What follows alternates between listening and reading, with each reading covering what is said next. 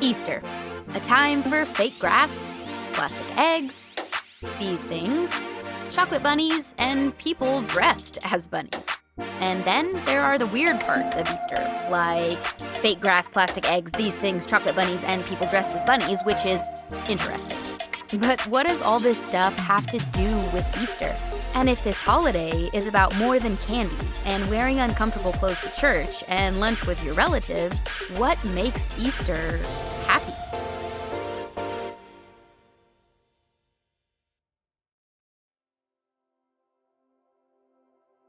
Hey everyone, my name is Emily. Is there anyone in here who actually likes Peeps? Likes Peeps? You know those little so-called marshmallow chicks and bunnies that show up every Easter?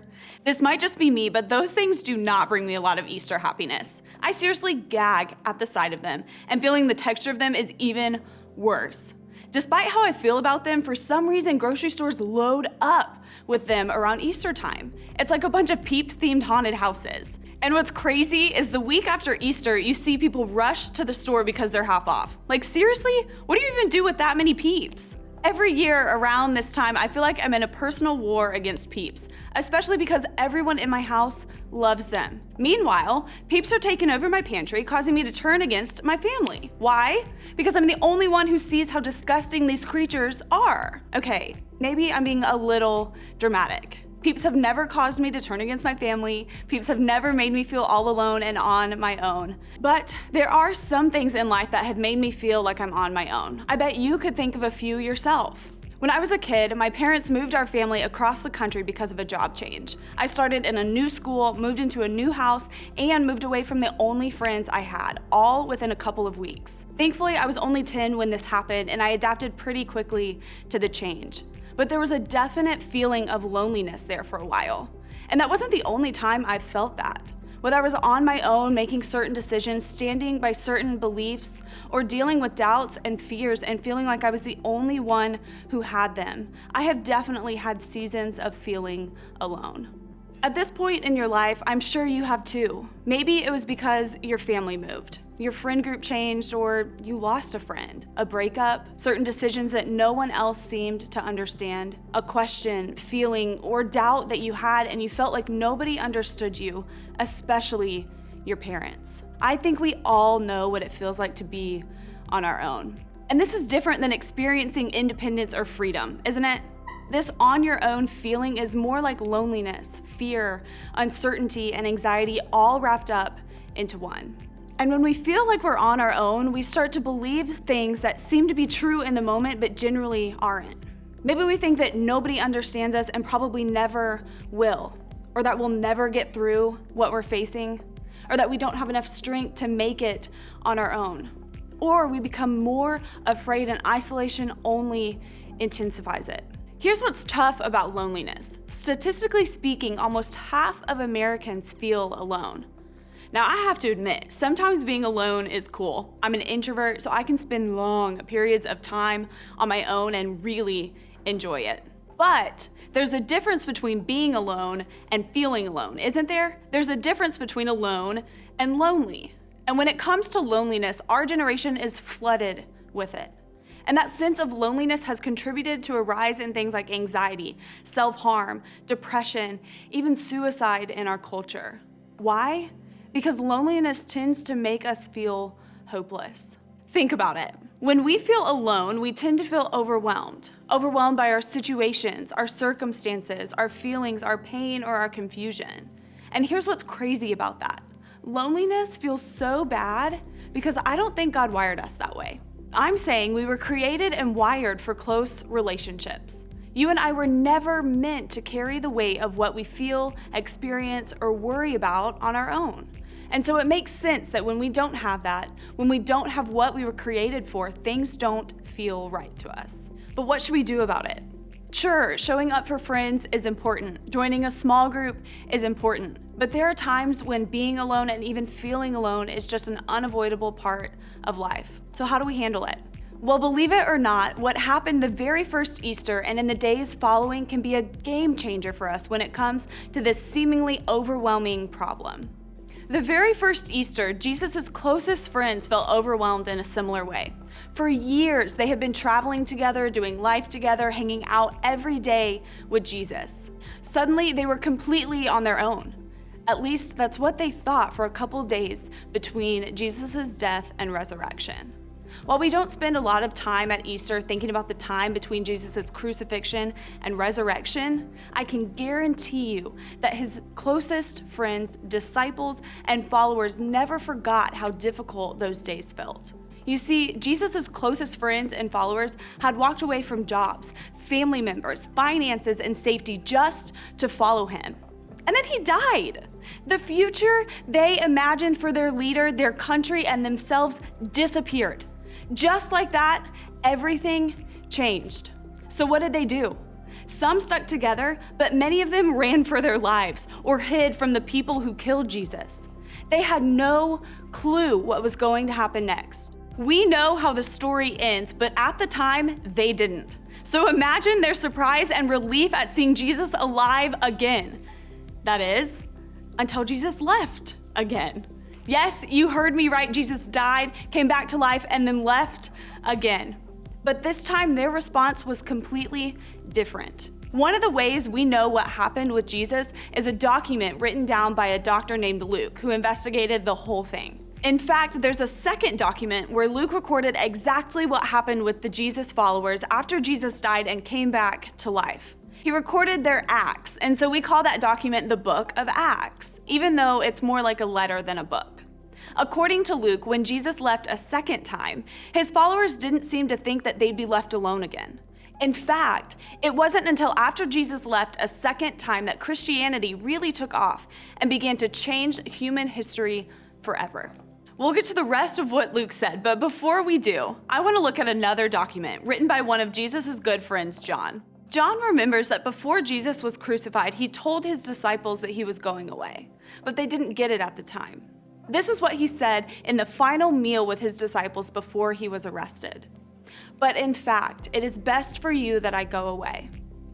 Jesus actually told his disciples that it would be better for them if he left. But why? Well, Jesus continues, because if I don't, the advocate won't come. If I do go away, then I will send him to you. Jesus said that in order for the advocate to come, he had to go.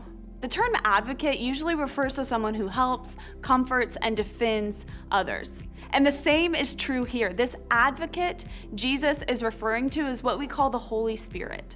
It's basically the Spirit of Jesus among us, even though he's not physically present. He is the one who helps us, comforts us, and gives us wisdom and power beyond ourselves.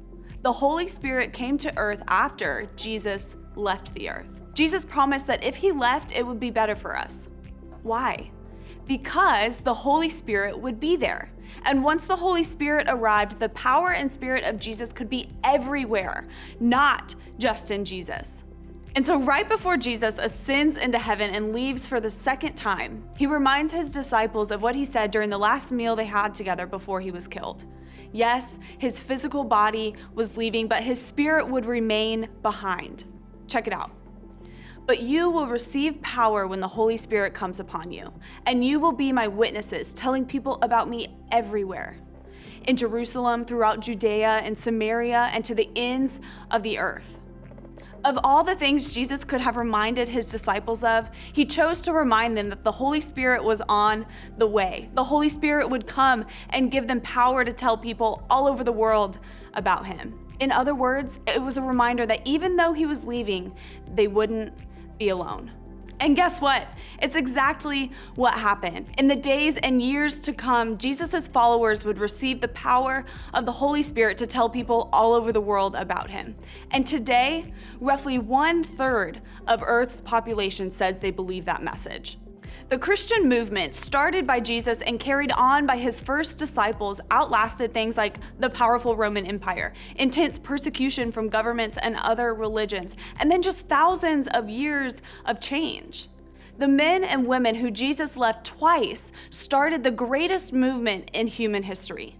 Even when their leaders seemingly left, even with their overwhelming lack of resources, even with their perceived powerlessness in the face of the authorities of the day, The Holy Spirit gave them power, even though they seemed powerless. And even though Jesus left, he sent the Holy Spirit to be with them. That meant that even though Jesus wasn't physically there, they would never be alone. Here's the best part about all of this. Jesus' promise was not just for his first disciples. When Jesus promised an advocate who would give us power and be with us, that was true for everyone who would ever believe in him. That means that you and I have access to that very same Spirit. See, Easter is so much bigger than a celebration of something that happened 2,000 years ago. Yes, Jesus' resurrection changed everything, and the resurrection is the center of everything we believe as Christians. But it's also a reminder of his power and presence that are still available to us today. Easter can change everything about how we live our lives right now because of this simple truth. Easter means you're never alone. Jesus' first followers knew what it was like to feel like they were on their own. After he died, it seemed like all their hopes were crushed. They may have even felt like they made a huge mistake by following him. And while I can imagine they loved seeing him come back to life, they were probably surprised when he didn't stay with them. They probably wondered how Jesus not being physically with them could be a good thing. But soon they learned that it was. He left something behind. Actually, he left someone behind, an advocate, his Spirit, which reminded them that they'd never be alone. What if you and I could live with the same assurance and confidence that they did after receiving the Holy Spirit? What if no matter how lonely, how overwhelmed, or misunderstood we felt, we could trust that we're never alone? Let me ask it more directly. What if this is real? What if the literal, actual God who created everything and died and rose again is literally always with you? What if the Holy Spirit, the Spirit of Jesus, is very real, very here, and wants to help you with whatever you're facing today? See, simply trusting that the Holy Spirit is with us can change everything for us. In fact, even though we can't see him and may not always feel like he's there, knowing he is with us in the moments we feel on our own means that we can be confident about a couple of things. First, you can talk to him anytime, any place, for any reason. When you feel alone, what if you chose to talk to God about what you're going through? In the New Testament, we learn that the Holy Spirit helps us talk to God when we don't know what to say. What if the next time you felt like you were on your own, you chose to talk to God about what you're facing or feeling? What would happen if you chose to believe that he hears you and his Spirit is at work in ways that you can't see? Second, you're stronger than you think you are. The odds were stacked against Jesus' first followers. Jesus wasn't there. They were underqualified. The Romans were incredibly powerful. Yet, the movement they carried forward has forever changed the world. That's because they knew that they were stronger than they seemed. They knew that even though it looked like they were on their own, they had God's power flowing in and through their lives. The same is true for you and I. When we face challenges that seem too overwhelming for us, we can be confident that the Holy Spirit's power in us cannot be overcome. We can also be confident that God's power in other believers will be there to support us too. You might feel like what you're facing is too powerful for you, and that may be true, but it is not too powerful for the one that is in you and other Jesus followers around you. Remember, Easter means you're never alone. The power of Easter is that Jesus enabled us to be confident that we'll never be alone again. Why? Because we trust in his Spirit that lives inside of us. In a day and age where so many of us are lonely, this might be the happiest news we've heard in a while. As you head out today, I want you to think about this question. In what area of my life do I feel alone? Then imagine Jesus, the same Jesus who loves you and died for you, looking you in the eyes and saying, "You're not on your own here. We're in this together." Maybe the best news you'll hear this week is you don't have to imagine this. The Holy Spirit makes it a reality, and that's why Easter is so very happy.